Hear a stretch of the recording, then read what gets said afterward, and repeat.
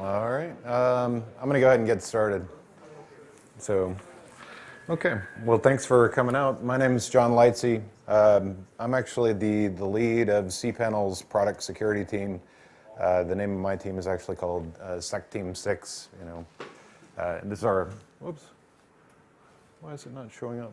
Okay, well, you can't see it, but my slides are supposed to have a nice little teddy bear logo that goes along with that. Outside of being the lead on cPanel's product security team, I'm also a member of Debian. I've contributed to the Debian security audit project, done a little bit of coding with OWASP. So this talk is actually a modified version of a modified version of a modified version of a talk that I gave last year at YAP-CNA. And that talk was really focused on code auditing for software level defects. This talk keeps evolving as my understanding of how to develop software securely is evolving. And come on, sorry. Yeah, and basically the evolution of this talk is also kind of following along with the evolution of how cPanel is approaching security and the development of our software.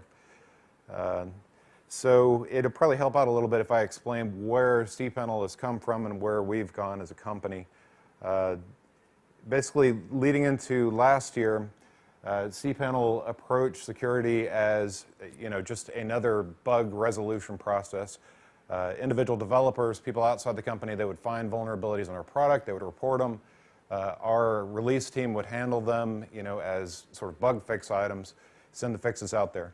We didn't really have any systematic efforts to go through our product and find vulnerabilities in our own product or to factor in security in things that we were building to sort of prevent it from happening ahead of time. This last year in 2013, it kind of came to a head because we had a big compromise of our corporate networks that resulted in a lot of break-ins on cPanel systems. This wasn't actually a problem in the software that we produce, but it made it much more visible to everyone in the company that we needed to put more effort into this. We also saw last year more and more attack toolkits that were focused on cPanel and WHM systems. And again, they weren't focused on vulnerabilities in our product. They were focused on the way that cPanel systems are generally configured. So towards the end of 2013, we created the product security team, Sec Team 6.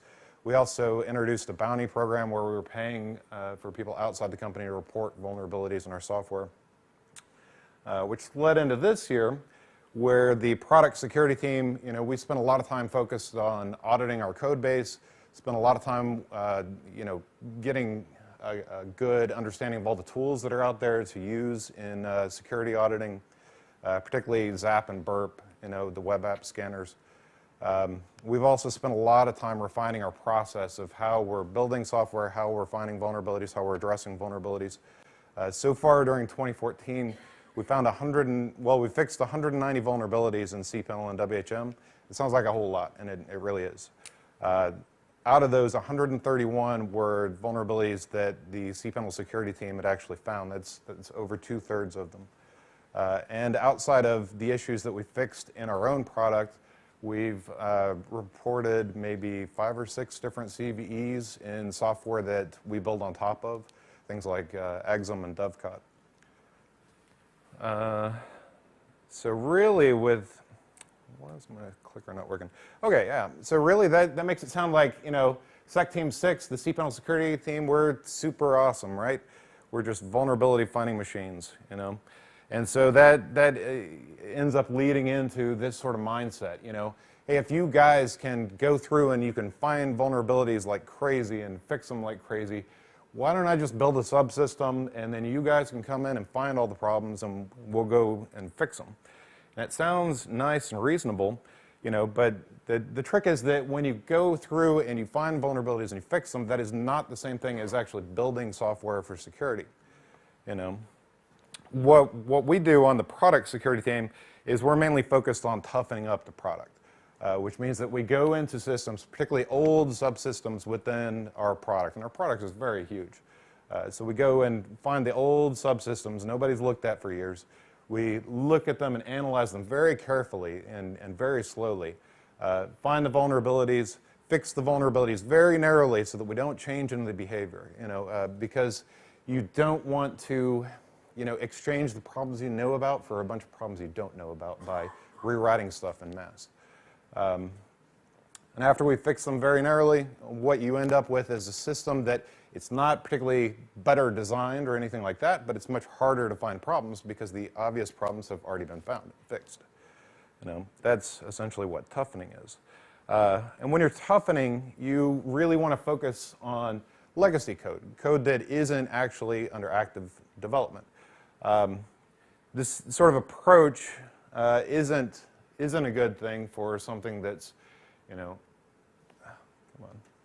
actively changing. And the reason is, like I mentioned, that code that's changing all the time, after you spend all that time digging into it, examining it very, very carefully, somebody's going to go in, they're going to make a change at a low level that sort of resets all your assumptions, and you would have to go back and redo all that work.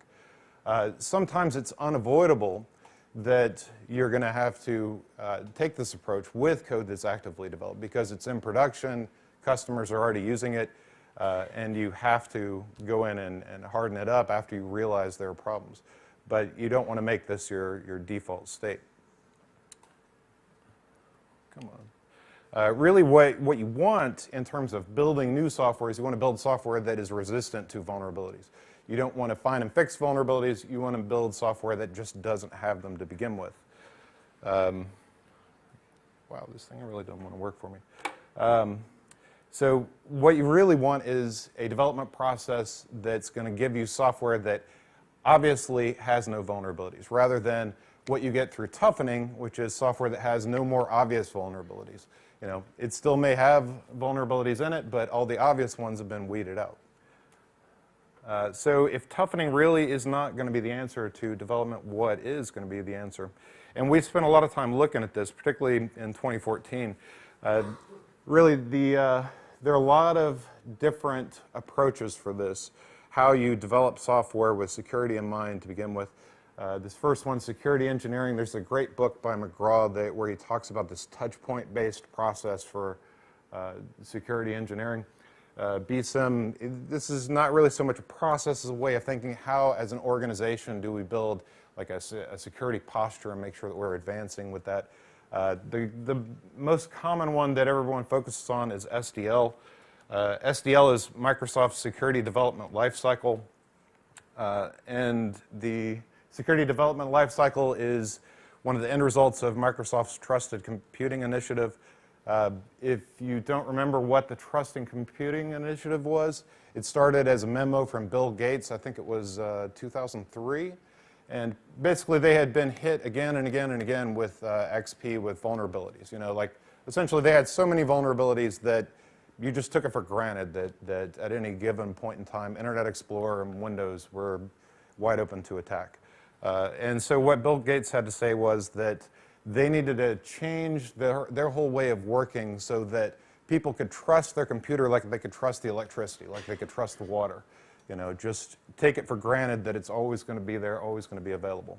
And that the way to accomplish that was that whenever there was a trade-off to be made between adding features or functionality or making it secure, that the answer was to always choose to make it secure. So they spent a lot of time working on the processes, working on training. It derailed Microsoft for 2 or 3 years to really put this in place. But the result is now you don't generally think of Microsoft as being the crazy insecure software that it was in the early 2000s. So with the SDL process that Microsoft's come up with, basically it's just a number of different steps that you factor into all your development. Basically, whoops. So we have some global requirements that we set up front and some analysis. We go into the design phase of a particular project, go into implementation, the actual coding and whatnot, and then afterwards, when we're doing our QA processes, we factor security analysis in at that point as well. And there's always the follow-up. Once you deliver it, software doesn't just exist on its own. You have to actually support it after the fact. And so you factor in, how are we going to take in vulnerability reports and address things in a timely fashion? So really, one of the other important things, not exactly obvious from this, but one of the other important aspects of SDL is that you're supposed to continually learn and improve your process. You always go back, figure out, when a vulnerability does happen, the real question is, how did it get in there? What about our process allowed it to slide in through this? When you look at the SDL process, it looks a whole lot like waterfall. That's because it was designed to be a waterfall process. And we all know that waterfall is totally evil nowadays, right? So SDL, though, it's not like an ivory tower type of thing, an impractical thing. Microsoft is actually using this. A lot of other companies are using this. So they have refined SDL to fit into Agile workflows. With an Agile cycle, certain aspects of the SDL process, these are supposed to be done sort of globally, company-wide, one time, right? Like we're going to establish security requirements. We're going to do, an analysis of what our thresholds are for, customer information, things like that. We do these company-wide one time. And then SDL has this concept of a bucket. Really, in most processes, you would call it a project. Basically, multiple iterations are going to be one bucket. And at the beginning and end of buckets, you have, your quality requirements. You're setting them up front, and at the very end, you're going to go through and you're going to validate your security model and things like that. And then on a sprint-by-sprint basis, you're going to go through, do the implementation steps, refine your threat model, and then do a security review of whatever you accomplish in that one sprint cycle. All these SDL steps, they're pretty complicated. There's a lot to each and every one of them. It's easy to just talk about them. It's actually quite a bit more complicated to do these different things. There are two aspects, though, of the SDL process that I think are really, really important. One is that nowhere in here does it say we're going to go through and audit the code and look for software vulnerabilities, right? That's not a part of SDL in the sense that we're going to discuss it today. Really, in the SDL, when you audit things, what you do is you have your security team going through and they audit this threat model. They audit conceptually how the system as a whole behaves, right? And then you have QA. They go through and they're going to audit the actual implementation of the threat model of the system, of the security controls. So instead of sort of blindly walking through software looking for vulnerabilities, we have people that are going to look through either the overall design or the specific implementation. That's really the SDL idea of auditing. And really, the reason's very straightforward. SDL is not focused on finding and fixing vulnerabilities. It's focused on avoiding vulnerabilities. And the benefits of this are pretty obvious. Like whenever, as a team, you go through and you design something, it's orders of magnitude quicker and easier to fix the design on the whiteboard than it is once all the code has been written to implement it. That's pretty obvious. One other aspect about the SDL that I think is really important to point out, this is the stuff that SDL figures you're going to do every single sprint, right?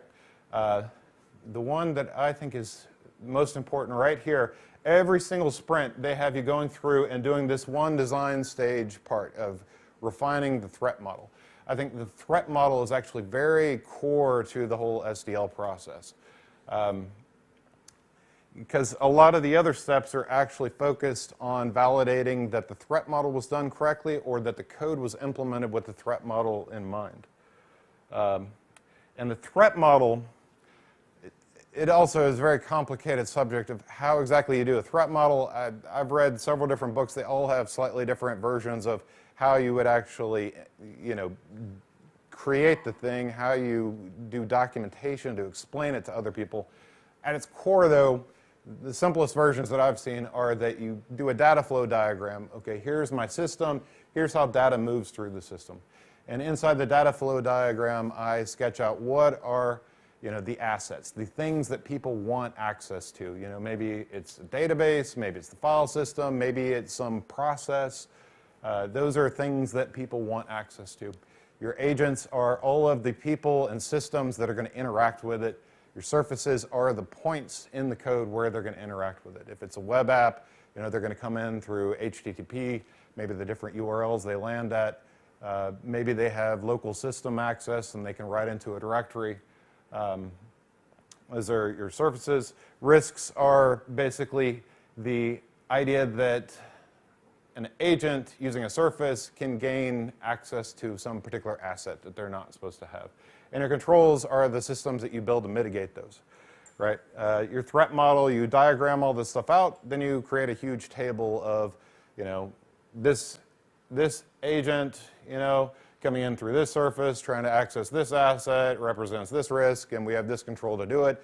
You got a big spreadsheet that your QA folks can go through step by step and validate. That's the idea. Of course, since we're all Agile, though, this sounds like a huge specification, and that really is what it is.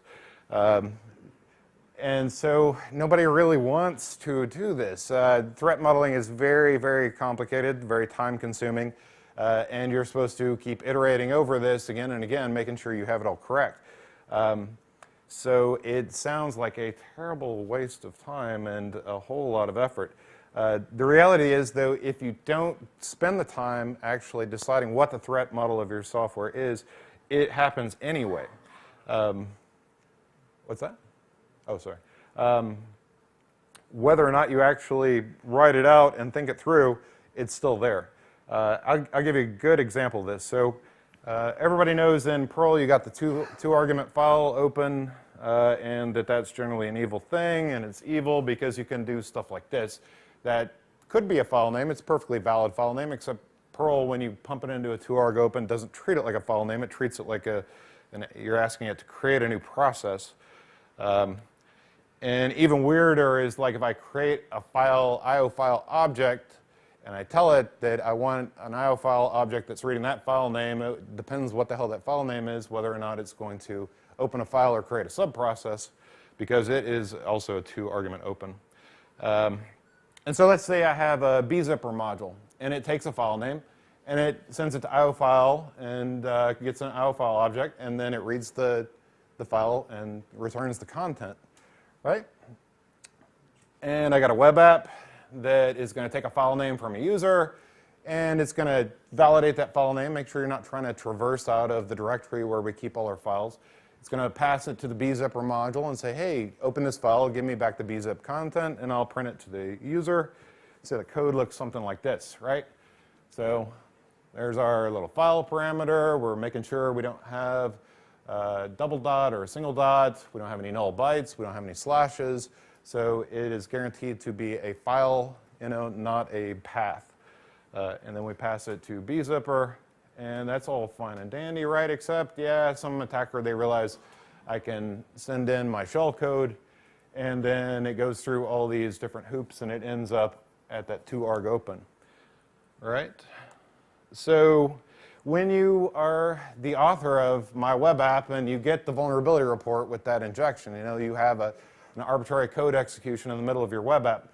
Now, whose fault is it that is actually there? Is it the fault of core Perl for having two-arg open in the first place, or is it the fault of the people who did IO file that they made the default behavior a two-arg open, or is it the fault of the bzipper module guy that he didn't specifically work around that bug in IO file, or is it my fault in the web app that I didn't work around the bug in bzipper, or worst of all, that the people who install my web app, that this is what they should be expecting. Yeah, you asked for a subprocess, totally.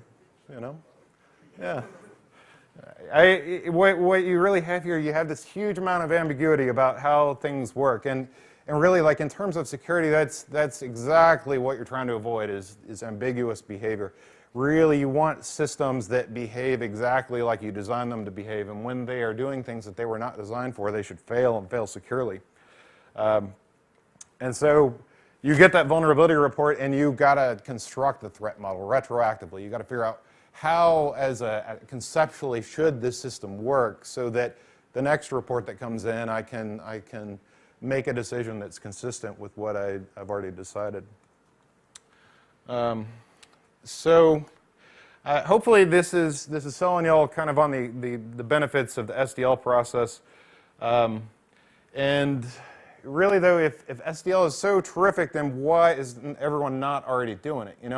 And I think the big impediment is that SDL starts off with this idea that you already have a very well-specified system. You already have a threat model kind of formed up, so that the initial cost of jumping into SDL is not overwhelming. And for most people, at least for cPanel certainly, this is not exactly the case. Our internal documentation on design level is not as great as you would hope. SDL also it has a lot of overhead. The different steps, they are not zero-cost steps. They're going to add to your process. They're going to take time as you're going along. And so if you're not already completely convinced that this is the way that you need to be doing things, you're going to get a lot of negative reaction when you actually try to convince people to implement this stuff. So really at cPanel, for the security team, what I've kind of been suggesting to the other teams within cPanel is they take this approach where they start off by doing what we're doing. They go through a system and they toughen it up, and then they move into the SDL process. That essentially, when they're going to overhaul something, a subsystem or adding a new subsystem product, they go through the legacy stuff that sits in that same spot and make sure they toughen it before they move on to the new stuff. Outside of what they're going to learn in the process of toughening it, it has this real big benefit that any users who are stuck on the old system, they get the benefit that we actually made a pass cleaning it up before we left them behind. And I think that also is a real nice aspect of it. One trick, though, is generally the project teams who are going in and rewriting subsystems, they are not the same as, for instance, our release team, who does very narrow changes as their normal course of business. They want bug fixes that fix the bug but don't change anything else. And the security team, when we're doing toughening, we focus on very, very limited changes. We want to just fix a vulnerability and not reset any of the other expectations about the code. That also results in changes that are very brittle. So if I go in and I, for instance, fix that 2arg open by, say, add some more input validation to it to avoid that, it makes the whole subsystem a little more difficult to understand and a little more prone to breaking the next time somebody goes in, they fix a bug or they change its behavior. But when a feature team is going through and they toughen a system before they refactor it, the idea is that they add a little brittleness to the existing code by toughening it up, but essentially they're finding all the places where the code just doesn't make much sense, and they're going to factor that in when they do the rewrite. So that's kind of the process that I've been promoting at cPanel. So now let's move on to auditing in specific. And when we're talking about auditing here, like I mentioned at the beginning, security development doesn't really focus on auditing other than validation. We're talking about sort of exploratory auditing like we do in our toughening process. Now, as far as code auditing, when you approach code auditing, you kind of approach it from what types of software defects and vulnerabilities you're looking for. Are you looking for code level defects? Are you looking for logical defects? IBM evidently did some research into this, I think in the 80s, where they did root cause analysis on a lot of vulnerabilities that were coming through their system. They actually found that the breakdown in vulnerabilities was about half and half, evenly split. Half of them were due to just the way the code was written, and the other half were fundamental misunderstandings about how the subsystem would work. I actually like to include another way of looking at vulnerabilities. Beyond just the code level analysis and logical analysis, I actually like to look at code from an anti-principle standpoint. I'll explain that as we get to it. Let's start off with code level auditing, though. This is the type of auditing you normally think of. When you think of software vulnerabilities, you're probably thinking of like C buffer overflow, with shellcode insertion into it. It's, really straightforward way of thinking of vulnerabilities. My talk at YAPC-NA in last year was actually focused on these types of vulnerabilities. These issues are ones that are really easy to automate. Like your source code scanners, generally these are the types of things they're going to point out. They don't really understand the logic. They can find issues with the way the code was written, though. These types of issues are also very language specific. For instance, in C, buffer overflows are going to be a major issue. You have this huge body of string functions that are unsafe to use, and error checking is always a problem with C code. In Perl, for instance, you've got like the toarg open I already mentioned, string evals, multiple different types of them. You've got lots and lots of unsafe modules which essentially use those same things and export those requirements out to their callers. I always like looking at duck typing, although I don't find that many vulnerabilities in that class. And kind of universally, regardless of what language thing code is written in, there are certain types of things that are always going to be code level issues. For instance, if your code is importing XML, XML is hugely difficult to do correctly. To be honest, like if you follow the security list, every few months somebody comes up with a new type of attack against XML documents. It's really weird. But even other serialization formats, they almost universally have problems. Path traversals are pretty straightforward, any file operations. I always make a special look. Anything that operates in temp, anything that changes IDs, basically, these are very difficult to get correct. And whenever somebody is writing this type of code themselves, the odds are they're going to get it wrong, at least the first few times they do it. So with this type of analysis, you end up with you have a source and you have a sink, right? Your sink is going to be your vulnerable function. Your source is some way where the attacker can get data into that vulnerable function. The two of them have to totally connect for it to be a vulnerability. If they don't connect, you may have a sink that is sitting there and it's almost connected, but there's like something that just prevents it from going all the way through. It may be a very poor coding practice. It may be a very dangerous thing. In fact, it may not connect because there's a bug in the code that somebody may go in later and fix that bug and connect up the attack, right? It'd be nice to go ahead and correct that, but it's not a vulnerability at that point. We actually hit that all the time on the security team because we use a separate release process from the release team process where they're fixing bugs. So it's like we won't actually correct the bug, although if we notice it, it's like, I hate to leave that in there because somebody's going to correct it, It's okay, though. Okay, so let me show you an example of kind of the process that I use. Oh, whoops. Let's see.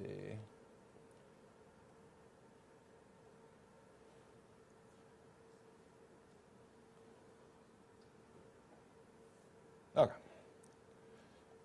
Y'all can see that, right? Okay.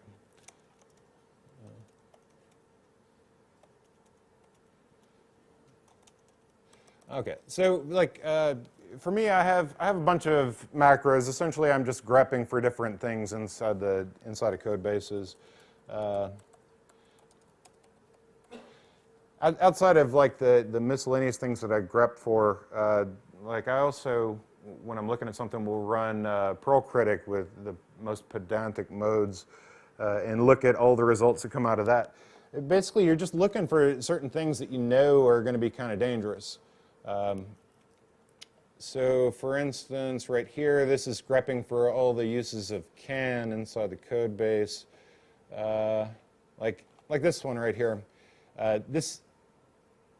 The reason why, to me, this is something that might be exploitable is this can is going to be correct for any function that's anywhere in the code base if you use a fully qualified module namespace. So let's say that this is coming from user input, then the can will actually pass, and it would return a function ref. That's why I grep for can independently. And then we can call any function that's loaded into the code base here. It'll just get this object as the first argument.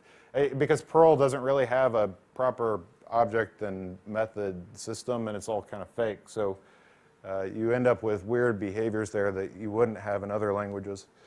Let me show you some of the, whoops.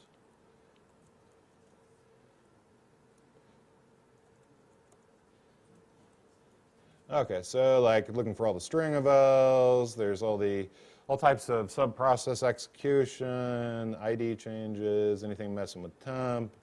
There's anything doing deserialization, any localization. Let's look at these. So like any of the opens, particularly focused on 2-argument open, but open in general because you might have path traversals in it. So like this one, actually just looking at the code, this is obviously an exploit, right?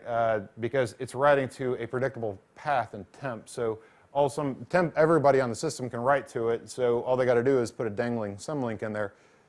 If the file already exists and the sticky bit is preventing them from creating that symlink, they just wait till the system reboots and TempWatch cleans it out. So let's look at that one, for instance. C4 auth. What was that? That was line 611. Okay, so right there we can see so it's in the session log function. Okay, and we can see, yeah, session logs commented out.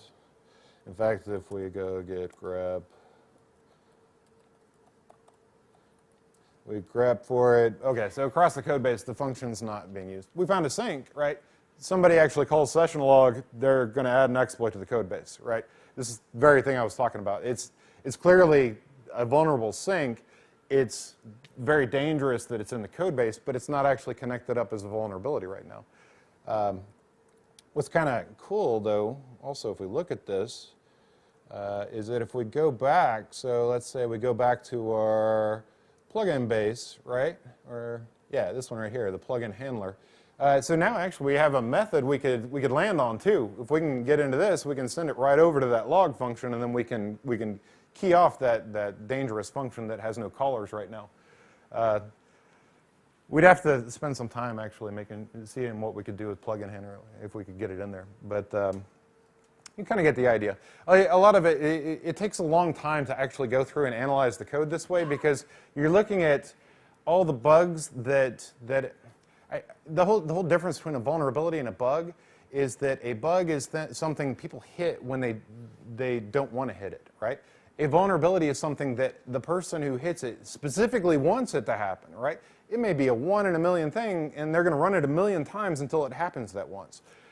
So it's things that you would never hit in just normal testing. Okay.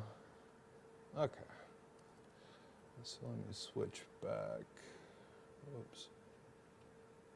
Not that one.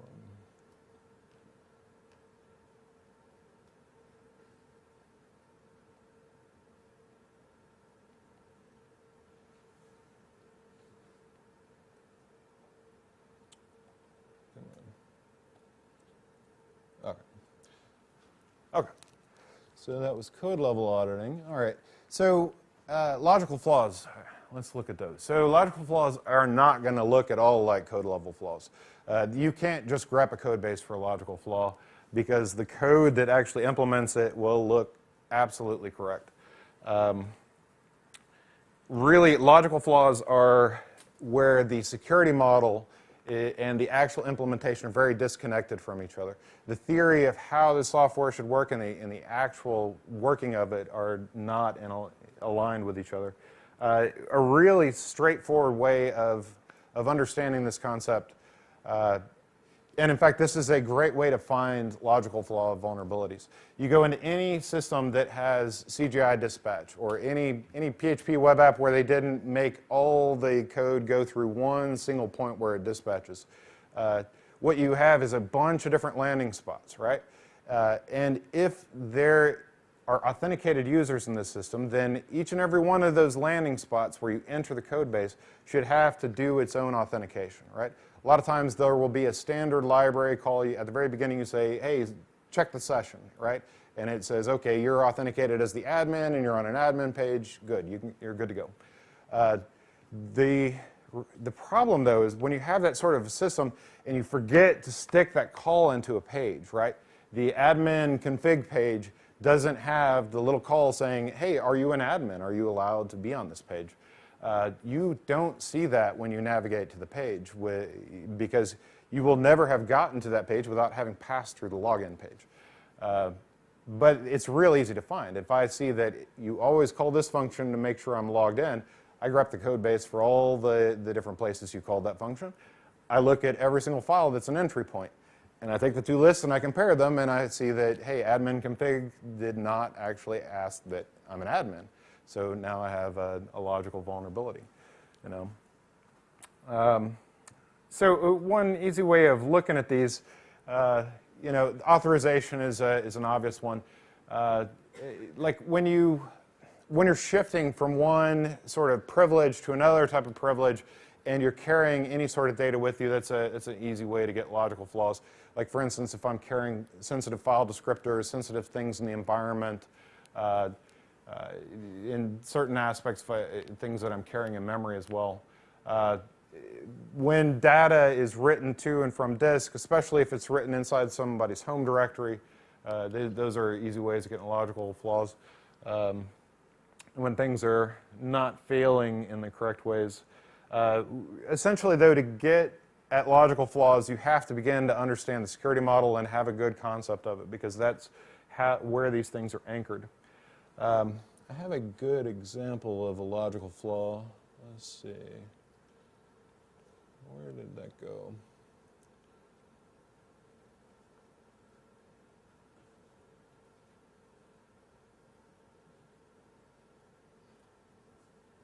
You'll have to tell me if I start running over time. Okay, so this right here, this is a post to OSSSec. If you don't read OSSSec, it's a great place. Like all the open source software, distros use this to announce CVEs, so you get a good feel as to what's going on out there with the different free software communities. This was a vulnerability in the module signature. CPAN module, got Red Hat, found this. The actual attack's pretty cool. Like module signature, it has a signature file. Each line is a file in your CPAN module. This is the signature. This is the digest it was using. And what they found is they could put some kind of garbage in here, and then it would load digest something or other. And it did that inside of that directory. So you get code execution by loading your own digest module while it's trying to validate the signature, which is definitely a very cool vulnerability. Now what's important, though, is this statement right here. This is from the guy at Red Hat that found this. Let me unhighlight that so it's a little easier. And what he's saying is that the whole concept of how module signature works is bogus, that it validates that the signature file is signed with the key it's signed with, but it has no way of knowing who the hell that key belongs to. And so what he's saying is, I don't know why anybody would be using this in the first place, because it just doesn't, the concept of how it works doesn't make any sense. And what's kind of funny here is you get this problem with logical flaws sometimes where it's clearly flawed, but it's hard to explain that actually is a vulnerability, because who knows? This goes back to our web app. Maybe we intended that you validate that it's signed by a signature, but you don't care which signature it is. That this is just the theory of how it's supposed to work. I don't know. It's a really good example, though. And what's kind of cool, though, is he got the CVE for the code flaw, and he pointed out the other one, but that's it. I mean, it's still exactly like that. I mean, nobody's changed that behavior. Okay.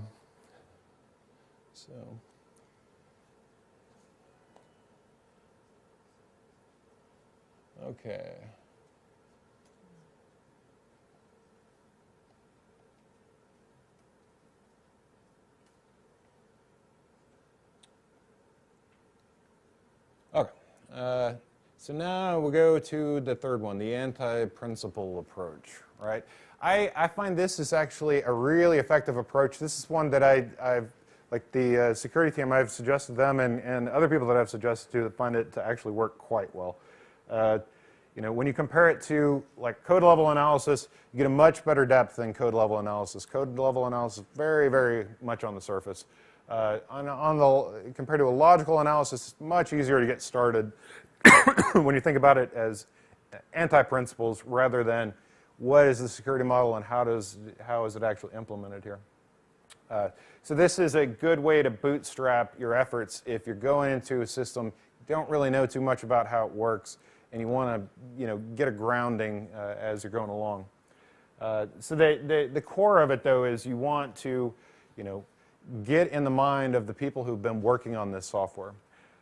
So what you do is you go in that code, you look at the pieces of the code that are the rattiest, messiest, most difficult parts, right? Things that just are poorly written, and very difficult to use. And then you basically figure out all the parts of how they're poorly written, right?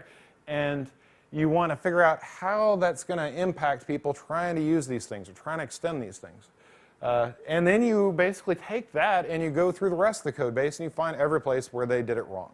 A lot of what you're doing when you're looking for vulnerabilities is exactly this thing. Something is very difficult to use. The two-argument open, for instance. And we can go throughout the rest of all the CPAN code and look at all the two-argument opens and just at a glance spot the ones that are wrong, or the temp stuff, for instance. I like to think of this as anti-principle flaws, meaning I take general coding principles like keep it simple, don't repeat yourself, single responsibility principle, and then flip them on their head and look for examples of where they're violated. You could also take the approach of looking at specific types of code smells, like one I love is backpedaling. Y'all ever heard of this? The idea with backpedaling is if I have code that does a process, and then after that process is done, I have a bunch of other code that tries to figure out what the hell just happened, right? That's a sign your code is wrong, that you have to figure out what just happened afterwards. In fact, another thing like with this sort of analysis, like if I see code and there's a bunch of code ahead of it and there's a bunch of code behind it and it's all trying to guess or prevent stuff from happening in the middle, like there's a path traversal, but I don't fix the path traversal. Instead, I do a bunch of stuff at the beginning to make sure that the code in the middle doesn't see it as a path traversal. These are bad designs and bad signs. But I think no matter how you approach it, whether it's an anti-principle or a smell or whatever, these all kind of come down to the root of all good design and programming, at least in my opinion. Is simplicity. Everything else is focused on making code simple to work with, simple to understand. You look at something like don't repeat yourself. The point is not to don't repeat yourself is not really the goal. Simplicity is the goal. Repetition is what hurts simplicity. So for examples, again, this is sort of like logical flaws. These actually they show up in code, but they're not obvious when you first look at the code. Aside from it being messy. I already did the my web app example. Now let's say when we actually go and we solve this vulnerability, we contact the Perl security team and we say, hey, maybe this is, y'all should get rid of the two-arg open, this is a terrible thing. And they say, no, it's been there forever. And so we would say, hey, you should change the behavior of IO file that when I don't give it a mode, it doesn't do a piped open. And they say, no, it's been like that. So we contact the bzipper guy and we say, hey, you should not use the IO file new without specifying a mode and avoiding the two-arg open. I mean, clearly you didn't intend for it to create subprocesses, and he says, I really, no, it should be that way, sure. So that leaves us, in my web app, we got to magically escape it so it doesn't create a process. And although we fixed our specific vulnerability, what we actually have here now is that there is a huge design flaw in the bzipper module. And so what we can do is we can go and look at everybody else that called the bzipper module. Like there was an example of this that came up, like in cPanel, we fixed a bunch of storable problems. And we actually contacted the Perl security team and said, hey, maybe storable should change. And they said, no, this is the way that storable works. And in fact, they actually added some documentation saying everybody had always known about this. But then you could go to cPan and you could actually find plenty of people that did not know about that. And get CVEs and all those result. Another example was a bug that we fixed in cPanel code. It came down to these two functions, right? Both of them, they take a code ref and a username, right? And what they end up doing is they end up running that code as that user. One is do as user, one is run as user. I'm sure from the names you can obviously tell which one, the difference. Yeah, of course. So one of them, the original one, it would fork a sub-process, right? It would change IDs in a way where it could not get root back. And then it would run the code. It would send the results back across a pipe, right? That was the original version. The new version, it changes the effective user ID and the effective group ID. It does not fork, and it would run the code. After it's done running the code, it switches its IDs back, and then it returns the data. Now, that actually, they seem like they're doing the exact same thing, but they're actually a little different. The newer one actually has this mixed IDs it's running as. And if we were to call anything that execs a sub-process, we end up in very dangerous territory, where it's not our code anymore, it's some other code that's running with mixed IDs. And so, yeah, this is a bit of hidden difficulty. So, we go through the code base and we look for examples of where this is. So the example we found was during new account creation. We have resellers who create new accounts. They can provide the skeleton for what goes in the home directory for that new account, right? And during new account creation, it tries to create a gem.rc file if Ruby is installed. Originally, this was doing I fork off a new process and drop all my privileges and then run it. And then it was switched to use the faster version, which doesn't do the fork. And that calls this write gem.rc, which executes the gem binary, asking it what the gem path is. And when gem fires up, it looks for stuff inside your home directory and loads a bunch of modules. And of course, because the reseller could have populated that directory with their skeleton files, now you've got the reseller having the ability to just run arbitrary code as root, something that our system doesn't actually allow them to do. And when you look at sort of the genesis of how this mistake happened, it's totally understandable how the developer who made that little switch to make it a few milliseconds faster, they couldn't have appreciated that they would have introduced this sort of a flaw. And that's really, the whole idea with this sort of anti-principle analysis is, to find mistakes like that.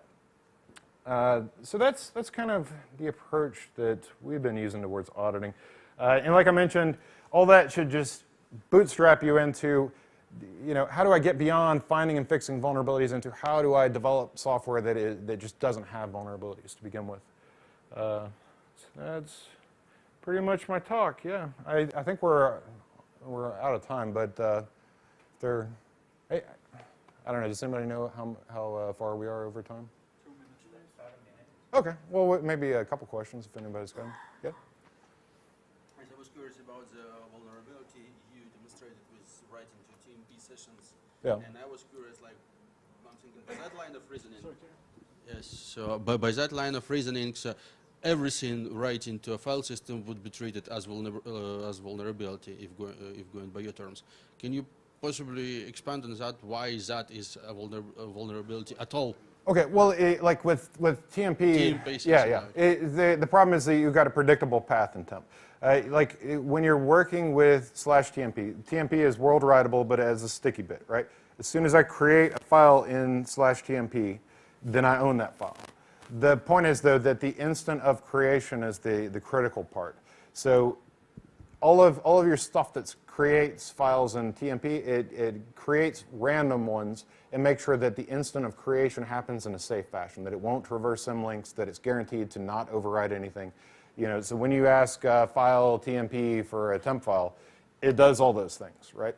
you write your own code that writes into TMP, very likely you're going to do it wrong because you're just not thinking through all those things, which is exactly what happened there. Somebody needed to log a file, right? They figured they would do it in TMP. It's always world writable, right? And what they did is they added an exploit because they didn't do that in a safe way. They would have been better off putting it in var log and making the file, setting the permissions on the file. I get the point. Yeah. Thank you. I don't think we have any more time, sorry. Okay. All right. Well, thanks a lot.